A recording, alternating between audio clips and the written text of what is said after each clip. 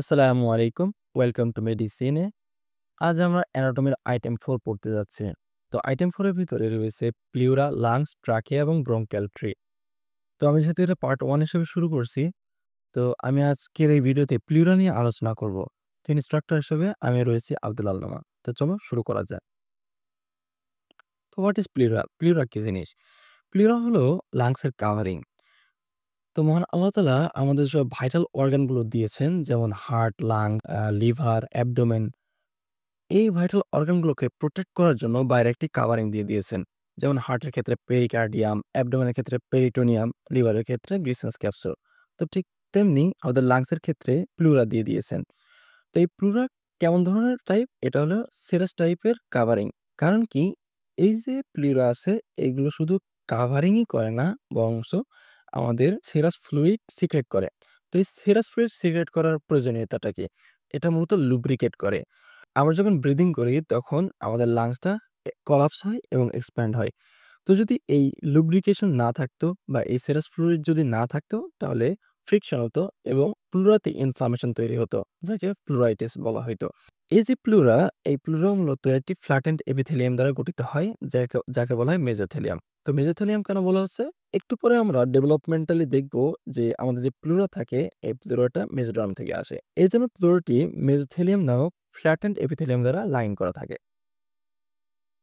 এরপর হচ্ছে layers of pleura. প্লিউরাতে মূলত ২ টা লেয়ার থাকে। একটা হচ্ছে ইনার ভিসেরাল এবং আউটার প্যারাইটাল। এই যে লাংসের গায়ের সাথে যে প্লিউরাটা লেগে আছে এটা হলো ইনার ভিসেরাল এবং বাইরের দিকে যে লেয়ারটা দেখা যাচ্ছে এটা হলো প্যারাইটাল লেয়ার। তো এই যে প্যারাইটাল লেয়ার এটা আবার ৪ ধরনের হয়ে থাকে। একটা হলো এই যে সার্ভাইকাল প্লিউরা, অপরটি হলো কোস্টাল প্লিউরা, এটা হলো ডায়াফ্রাগমেটিক প্লিউরা এবং এটা হলো মেডিস্টাইনাল প্লিউরা। এই প্রত্যেকটা প্লিউরা সম্পর্কে আমরা একটু ডিটেইলে জেনে আসি চলো। তার আগে আমরা পড়বো একটু প্লিউরাল ক্যাভিটি। তো আমরা দেখেছি যে আমাদের যে প্লিউরা এটা ২ টা থাকে। একটা হচ্ছে আউটার প্যারাইটাল এবং ইনার ভিসেরাল। তো এই ২ টা প্লিউরা যেহেতু একে অন্যের সাথে সেপারেট থাকে, তাই মাঝে একটি স্পেস বা ফাঁকা স্থানের তৈরি হয়, যেটাকে বলা হচ্ছে প্লিউরাল ক্যাভিটি। তো what is pleural cavity? The potential space between the 2 layers of pleura is called the pleural cavity. এই যে প্লিউরাল ক্যাভিটি এর ভিতরে 5 to 10 ml সেরাস ফ্লুইড থাকে, যাকে বলা হয় প্লিউরাল ফ্লুইড। এই প্লিউরাল ক্যাভিটিতে অলওয়েজ নেগেটিভ প্রেশার থাকে, যেটাকে বলা হয় ইন্ট্রাপ্লিউরাল প্রেশার। তো এই নেগেটিভ ইন্ট্রাপ্লিউরাল প্রেশারের একটা গুরুত্ব আছে। সেটা হলো লাংসকে এটা কোলাপস করতে দেয় না। অর্থাৎ লাংসকে এক্সপ্যান্ড করতে সাহায্য করে। তো চলো একটু বুঝে আসি। তো এই এক্সপেরিমেন্টটা তোমরা বাসায় বসেও করতে পারো। তার জন্য একটা বোতল নিয়ে নিবা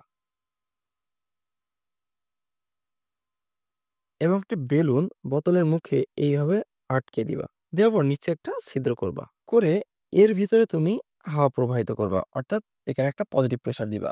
পজিটিভ প্রেশার কেন হচ্ছে? কারণ তুমি যদি এখানে বাতাস দাও তাহলে এই বাতাসের চাপটা এই বেলুনের দিকে একটা পজিটিভ ফোর্স দিবে। যেটাকে পজিটিভ ফোর্স বলা হচ্ছে। তো দেখো, যদি এই বেলুনটা যদি এইভাবে পজিটিভ ফোর্সটা আসে তাহলে বেলুনটা কিন্তু বড় হতে পারবে না। তো এই বেলুনটা রিপ্রেজেন্ট করছে আমাদের লাংসকে। এই পুরো বোতলটা রিপ্রেজেন্ট করছে আমাদের প্যারাটাল প্লিউরাকে এবং এই যে ফাঁকা স্থান দেখা আছে এটা মূলত প্লিউরাল ক্যাভিটিকে রিপ্রেজেন্ট করছে। তো দেখো, যদি আমাদের পজিটিভ প্রেশার থাকতো তাহলে লাংসটা অলওয়েজ কোলাপস অবস্থায় থাকতো। কিন্তু আল্লাহ তাআলা এখানে আমাদের একটা সুন্দর মেকানিজম তৈরি করেছেন। প্লুরাল ক্যাভিটিতে পজিটিভ প্রেশার থাকে না। কারণ এখান থেকে বাইরের দিকে একটা ফোর্স তৈরি হয়। তো যদি হয় তাহলে ফোর্সটা কিন্তু বেলুনের গায়ে বা লাংসের গায়ে ঠিক এরকম একটা ফোর্স তৈরি হবে বা প্রেশার তৈরি হবে। এই যে প্রেশারটা দেয় এটা দিয়ে থাকে লিম্ফ্যাটিক্স। ফলে প্লুরাল ক্যাভিটির ভিতরে একটা নেগেটিভ প্রেশার তৈরি হয়।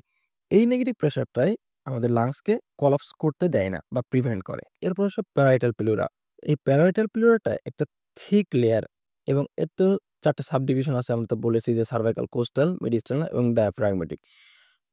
তো এইগুলো আমরা এখন ডিটেইলে জানবো। কোস্টাল প্লিউরা কি জিনিস? লাংসের যেই প্লিউরাটা মূলত কোস্টাল সারফেসের কাছাকাছি থাকে সেটা হচ্ছে কোস্টাল প্লিউরা। এই যে এই জায়গায় মূলত কোস্টাল প্লিউরাটা থাকে, এই যে রিবস, এই রিবসের কাছাকাছি থাকে এবং এটি থোরাসিক ওয়ালকে ইনার সারফেসে লাইন করে থাকে। এবং এই যে নীল রঙের যে স্ট্রাকচারটা দেখা যাচ্ছে এটা হলো, যেহেতু লাংসের গায়ে লেগে রয়েছে, এই অংশটুকু ভিসারাল লেয়ার এবং এই যে বাইরের দিকে আরেকটা নীল অংশ দেখা যাচ্ছে, এটা হলো প্যারাটাল লেয়ার। এর সাথে একটা লুজ অ্যারিওলার টিস্যু দেখো এই যে হলুদ রঙের লুজ অ্যারিওলার টিস্যুর সাথে অ্যাটাচ থাকে, যাকে বলা হচ্ছে এন্ডোথোরাসিক ফাসা। এবার হচ্ছে সার্ভাইকাল প্লিউরা। সার্ভাইকাল প্লিউরা আমাদের যে অ্যাপেক্স অফ দ্য লাংসকে এটা হচ্ছে কভার করে এবং একটি ডোম শেপ আকৃতির ধারণ করে। এটা এক্সটেন্ড করে রুট অফ দ্য নেক থেকে ১ ইঞ্চি উপরে বা 2.5 সেন্টিমিটার উপরে। এবং আমাদের যে ক্লাভিকল আছে, এই ক্লাভিকুলার যে মিডিয়াল থার্ড আছে, এই মিডিয়াল থার্ড থেকে ১ ইঞ্চি উপরে অবস্থান করে। এই সার্ভাইকাল প্লুরাটা আবার সিপসাস ফসা বা সুপ্রাপ্লিউরাল মেমব্রেন দ্বারা আবৃত থাকে।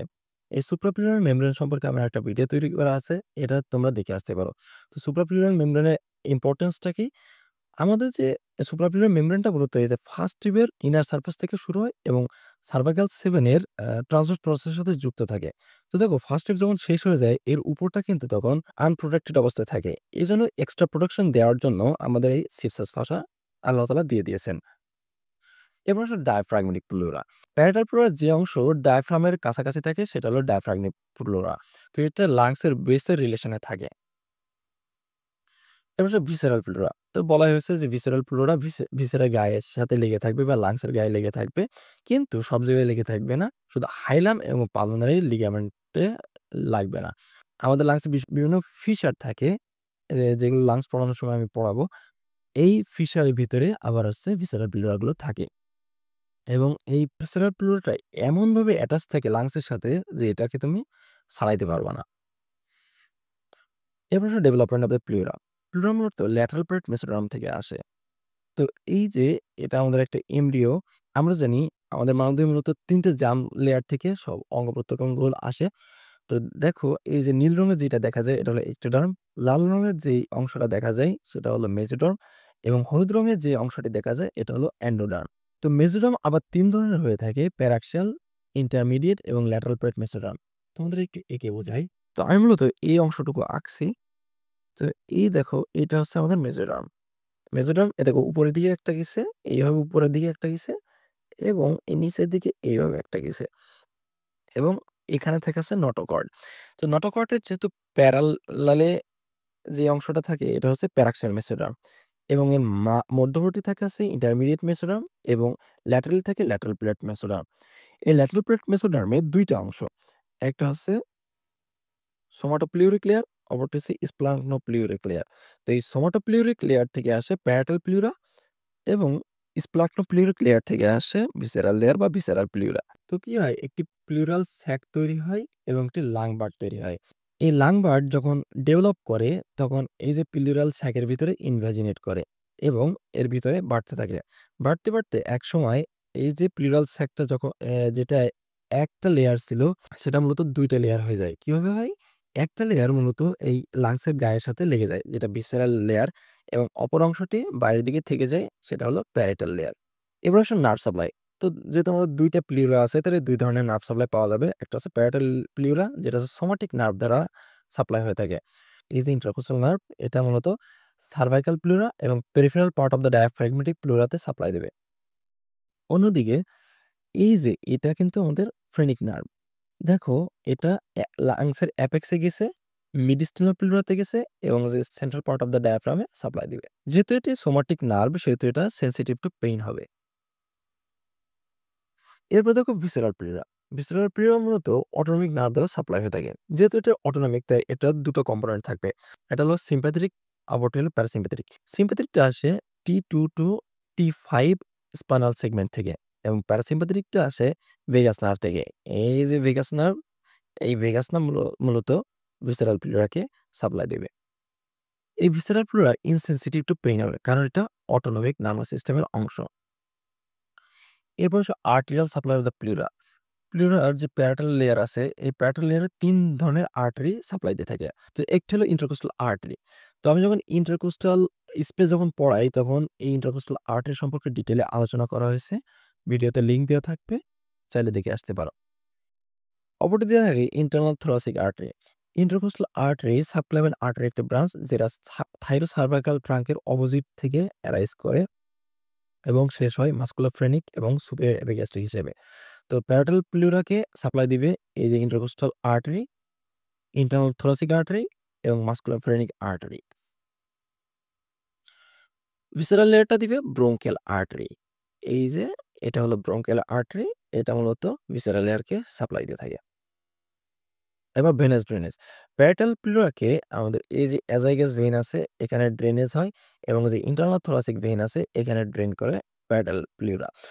এবং ভিসেরাল যে লেয়ারটা আছে ভিসেরাল লেয়ারে ভেনাস ড্রেনেজ হয় ব্রঙ্কিয়াল ভেইনের মাধ্যমে। এটা হলো ব্রঙ্কিয়াল ভেইন। এবার হচ্ছে পালমোনারি লিগামেন্ট। পালমোনারি লিগামেন্ট পড়ার আগে আমরা একটু প্লুরাল কাফ সম্পর্কে জেনে আসি। তো কাফ মানে কি? আমাদের যে আমরা যে জামা কাপড় পরি তার যে জামার যে শেষের যে অংশটুকু একে বলা হয় কাফ। তো দেখো আমাদের প্লুরাল যে অ্যারেঞ্জমেন্টটা সেটা হলো যে বাইরের দিকে থাকে আমাদের প্যারাটাল প্লুরা এবং ভিতরের দিকে থাকে ভিসেরাল প্লুরা।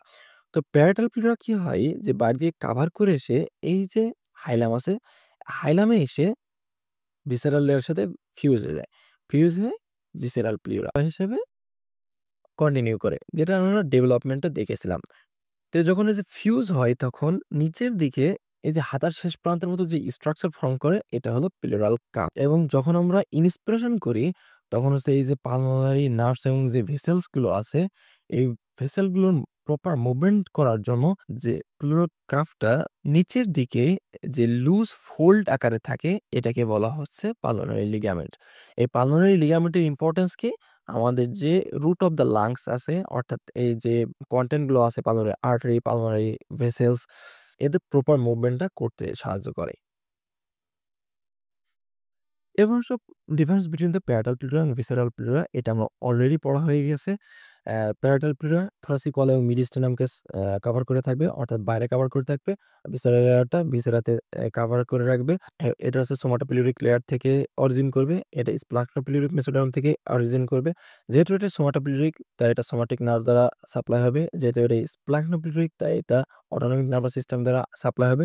সোমাটিক নার্ভ যেহেতু তাই এটা পেইন সেনসিটিভ হবে। অটোনমিক নার্ভ যেহেতু এটা পেইন ইনসেনসিটিভ হবে এবং যেহেতু এটা থোরাসিক ওয়ালের সংস্পর্শে থাকে তাই এটা থোরাসিক ওয়ালের ব্লাড সাপ্লাই এবং লিম্ফ্যাটিক ড্রেনেজ ক্যারি করে এবং এটা যেহেতু ভিসেরার সাথে বা লাংসের সাথে লাগানো থাকে সেহেতু এটা ব্লাড সাপ্লাই এবং লিম্ফ্যাটিক ড্রেনেজ লাংসের মতোই পাবে। এরপর হচ্ছে প্লুরাল রিসেস। তো আমরা এর আগে প্লুরাল ক্যাভিটি দেখে আসছি। এরপর আমরা প্লুরাল রিসেস দেখব। তো প্লুরাল ক্যাভিটি ছিল প্যারাটাল লেয়ার এবং ভিসেরাল লেয়ার মধ্যবর্তী যে পোটেনশিয়াল স্পেস। কিন্তু এই প্লুরাল ক্যাভিটিটা বিভিন্ন জায়গায় এসে অনেক গ্রেটলি এক্সপ্যান্ডেড হয়ে গেছে। যেমন এই জায়গায় এই ২ টা জায়গায় মূলত এক্সপ্যান্ডেড হয়। এই যে প্লুরাল ক্যাভিটির যে এক্সপ্যান্ডেড অংশ সেটা মূলত ২ টা প্যারাটাল প্লুরার মাঝে অবস্থিত। এই যে এটা প্যারাটাল প্লুরা, এইটা প্যারাটাল প্লুরা। এই ২ টার মাঝে যে এক্সপ্যান্ডেড অংশ থাকে এবং এটা যদি রিজার্ভ স্পেস হিসেবে কাজ করে তাহলে সেটাকে বলা হয় প্লুরাল রিসেস। এই প্লুরাল রিসেস এর ইম্পোর্টেন্স কি? এটা আমরা যখন ডিপ ইন্সপিরেশন করি, ডিপ ইন্সপিরেশন করলে কি লাংস কিন্তু সর্বোচ্চ মাত্রায় এক্সপ্যান্ড করতে চাইবে। তো তার এই সর্বোচ্চ মাত্রায় এক্সপ্যান্ড করার জন্য তো প্রপার জায়গা লাগবে। এই জায়গার জন্য আমাদের এই প্লুরাল রিসেসটা কাজে লাগে। ২ ধরনের প্লুরাল রিসেস আছে। একটা হলো কস্টো-মেডিস্টাইনাল রিসেস, আরেকটা হলো কস্টো-ডায়াফ্রাগমেটিক রিসেস। তো প্রত্যেকটা আমরা আলাদা, আলাদাভাবে জানবো। এটা কস্টো-মেডিস্টাইনাল রিসেস। তো এখানে কথার মধ্যেই বলা আছে কস্টো-মেডিস্টাইনাল। তো আমরা যে প্যারাটাল প্লুরার যে ভাগগুলো পড়ছিলাম তার মধ্যে কোস্টাল প্লুরা ছিল এবং মেডিস্টাইনাল প্লুরা ছিল। এই ২ টা প্লুরার মাঝখানে যে রিসেসটা দেখা যায় সেটা হলো কস্টো-মেডিস্টাইনাল রিসেস। এই যে কোস্টাল প্লুরা এটা হলো মেডিস্টাইনাল প্লুরা। এর মাঝে একটা রিজার্ভ স্পেস আছে যেটা হলো কস্টোমেডিস্টাইনাল রিসেস। এটা কি করে? এটা এই যে আমাদের লাংসের যে অ্যান্টেরিয়র বর্ডারটা আছে এই অ্যান্টেরিয়র বর্ডারকে প্রপার স্পেস দেয় ডিউরিং ব্রিথিং। এবার হচ্ছে কস্টো ডায়াফ্রাগমেটিক রিসেস। তো কথার মধ্যে আছে কস্টো মানে কোস্টাল প্লুরা থাকবে এবং ডায়াফ্রাগমিক প্লুরা থাকবে। এই যে কোস্টাল প্লুরা, এই যে ডায়াফ্রাগমেটিক প্লুরা। এর মাঝে যে ২ টা প্যারাটাল প্লুরার মাঝে যেই রিজার্ভ স্পেস এটা হলো কস্টো ডায়াফ্রাগমেটিক প্লুরা। এটা কত থেকে কত পর্যন্ত এক্সটেন্ড করে? এই যে ৮, ৯, ১০ যে রিবস আছে এর রিলেশনে থাকে along the mid axillary line এবং একে মোস্ট ডিপেন্ডেন্ট পার্ট বলা হয়। কারণ কি?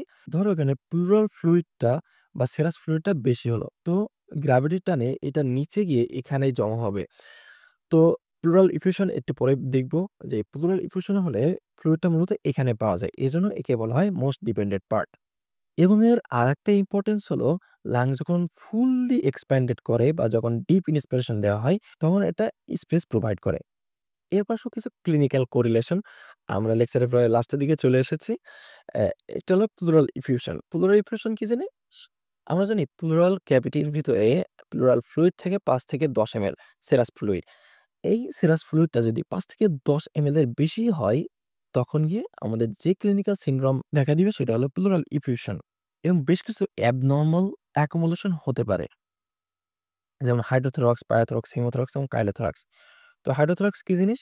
এখানে তো থাকার কথা ছিল সেরাস ফ্লুইড। এখানে যদি ওয়াটারের অ্যাকুমুলেশন হয় তখন তাকে বলা হচ্ছে হাইড্রোথোরাক্স অর্থাৎ accumulation of water into the pleural cavity is called the hydrothorax.